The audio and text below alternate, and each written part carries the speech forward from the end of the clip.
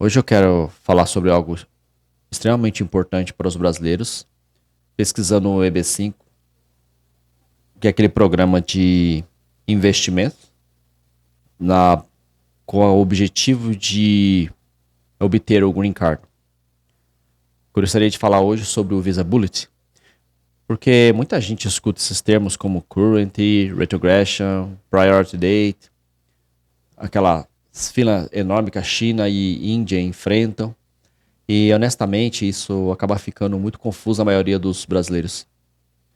Então, nesse vídeo, eu quero explicar de uma forma simples como funciona o Visa Bullet no EB5, por que a China e Índia enfrentam longas filas de espera e, e por que, né? Atualmente o Brasil vive uma situação muito diferente, é, em vantagem nesse ponto.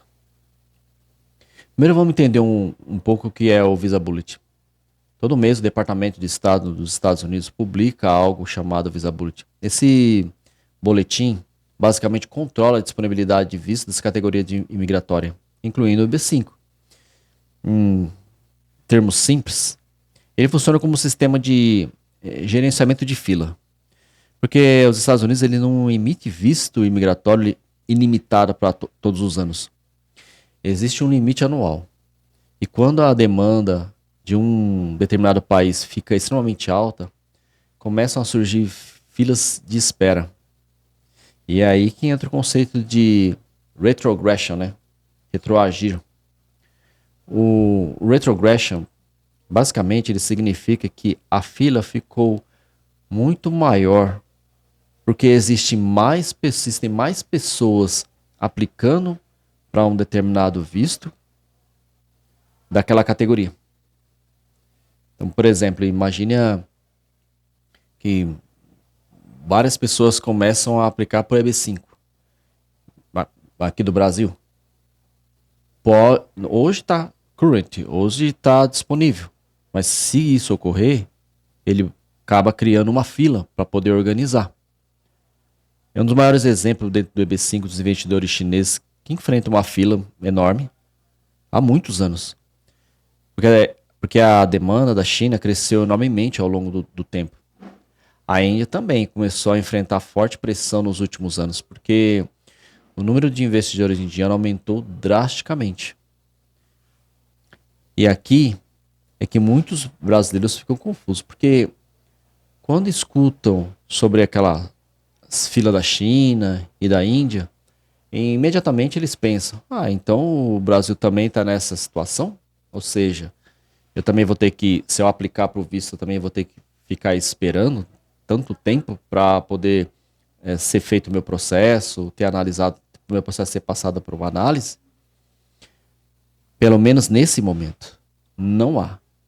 Para os brasileiros, a maioria das categorias do EB, do EB5, atualmente está considerada current, que significa que se você aplicar, ele vai ser analisado. Você não precisa esperar longos anos só para ser analisado o seu visto. O que significa current na prática? Significa que existe números de vistos disponíveis para brasileiros sem aquela enorme fila de espera que existe hoje para China e Índia. Em termos mais simples, o Brasil atualmente não enfrenta a mesma pressão na fila que esses países enfrentam. Mas aqui existe um ponto muito importante. Current não significa aprovação rápida, como andam vendendo por aí. E eu acho que muita gente interpreta isso errado. Mesmo com o Brasil Current, o investidor ainda enfrenta um tempo de processamento pela USIS. Vai ter que ser feita a análise do Source of Fund, que é aquele procedimento de todo o dinheiro. A análise do I-526E, da revisão do projeto, possíveis pedidos de evidência, se precisar, agendamento de entrevista, ajuste de status, para quem está nos Estados Unidos aplicando por lá, ou processamento consular e atrasos em gerais de imigração. Então, current, ele significa apenas que existem vistos disponíveis nesse momento para o brasileiro. Não significa green card no próximo mês. Vamos entender um pouco mais por que a China e a Índia se tornaram exemplos tão importantes no EB5. A China, historicamente, foi o maior mercado de EB5 do mundo. Durante anos, enormes quantidades de investidores chineses entraram no programa. Em determinado momento, a demanda ficou muito maior do que a quantidade anual de visto disponível para um único país, só para vocês terem uma ideia. Isso criou filas gigantescas e retrocessos, né? A Índia depois começou a caminhar em direção parecida conforme o número de investidores indianos aumentou significativamente. E isso ensina algo muito importante para nós brasileiros. Somente aqueles brasileiros que têm a capacidade, têm a intenção de fazer um investimento no EB5. A situação do Visa Bullet pode mudar ao longo do tempo. Hoje o Brasil está current, está tudo certo. Se você aplicar, ele será analisado. Se toda a documentação estiver correta, o seu source of fund estiver tudo certinho, você tem grande chance de ser aprovado. Mas amanhã, se a demanda brasileira explodir drasticamente, a situação pode mudar no futuro. O Visa Bullet é dinâmico e muda de acordo com a demanda de disponibilidade de vistos. Outro ponto importante que muitos brasileiros não entendem é que a diferença entre categoria Reserve e Unreserved, que é reservado e não reservado, no EB5. Depois de uma reforma daquele Integrity Act, parte dos vistos do EB5 passou a ser reservada para uma categoria como os projetos rurais, áreas de alto desemprego e infraestrutura. Hoje, muitas dessas categorias reservadas continuam current para todos os países, incluindo Brasil, Índia e até a China. Isso se tornou estrategicamente importante porque investidores de países com grande fila começaram a olhar para essas categorias reservadas como uma possível forma de reduzir o tempo de espera. Outra coisa que eu acho importante brasileiros entenderem é que o Visa Bullet afeta o planejamento financeiro e emocional de longo prazo. Imagine um investidor de um país em retrogresso, né? Talvez ele tenha investido centenas de milhares de dólares, já tenha protocolado petição, organizado o Source of Fund, mas agora enfrenta anos esperando disponibilidade de visto. Isso muda completamente o planejamento familiar, escola dos filhos, estratégia de negócio, planejamento tributário e expectativa emocional. E esse é um dos motivos pelos quais hoje muitos investidores acompanham não apenas o projeto do EB5, mas também os movimentos desse Visa Bullet. Outro ponto importante, esse retrogresso não significa negação do caso. Muita gente entra em pânico quando escuta essa palavra. Esse retrogresso normalmente significa que apenas que a fila aumentou porque a demanda ultrapassou a quantidade de vistos disponíveis.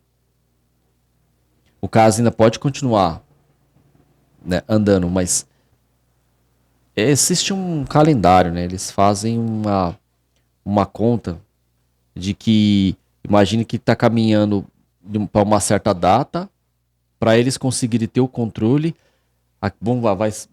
eles retroagem aquela data. E a pessoa tem que esperar, às vezes, mais 6 meses, mais um ano, para ser analisado o processo dela. Pessoalmente, eu acho que hoje os brasileiros vivem uma posição relativamente confortável no EB5 comparado aos países como China e Índia. Mas eu também acho que muitos brasileiros subestimam a velocidade com que a dinâmica da imigração pode mudar globalmente. A lei migratória está constantemente mudando baseada em demanda política. Nós vivemos uma oscilação nesse sentido, né? Disponibilidade de visto, capacidade de processamento e interesse internacional. Eu, honestamente, é por isso que eu acho que investidores de IB5 devem evitar acreditar apenas em promessas de redes sociais como Green Card fácil, residência rápida ou imigração garantida. A realidade é que muito mais complexa. O EB5 é um visto não só complexo, demorado, mas um visto de risco. O próprio Visability já prova como a demanda imigratória pode mudar drasticamente os tempos de uma espera dependendo do país e da categoria. E uma última coisa, eu acho que entender o Visability pode ajudar investidores a ficarem mais calmos e realistas durante o processo do IB5. Porque quando você entende como a disponibilidade de visto realmente funciona, você para de interpretar os atrasos emocionalmente e começa a entender o sistema migratório mais amplo por trás do processo. Esse vídeo é apenas informativo. Procure um advogado que você confie. Eu recomendo um advogado para tratar com o EB5, que ele tem uma licença nos Estados Unidos para atuar, com o Bar Association, como nós aqui no Brasil temos a OAB, pois é um visto muito complexo. Ele tem um longo tempo para se estudar toda a estrutura. O custo é muito alto. O risco também é alto de não ser aprovado, porque envolve investimento, pode ser que o investimento alguma coisa aconteça. Então tem muita nuance nisso aí. Eu agradeço por assistir. Até uma próxima.